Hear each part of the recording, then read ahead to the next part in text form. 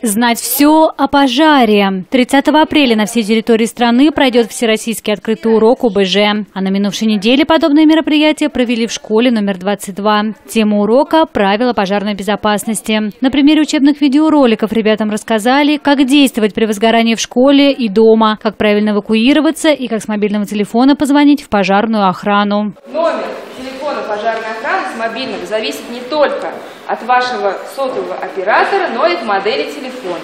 Поэтому даже если у вас в семье у всех может быть МТС, но телефоны разные, разных моделей, то и номера телефонов тоже будут разные.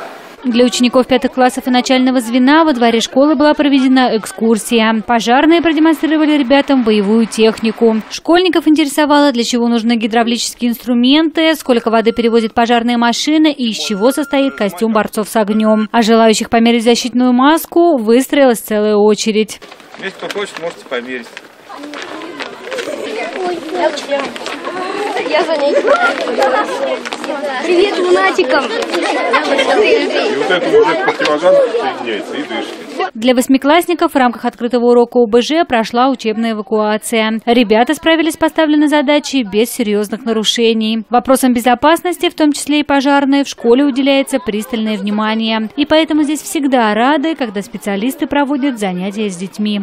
Это потому, что практическое знакомство с работой пожарного, с оборудованием, с техникой, которая используется при тушении пожара.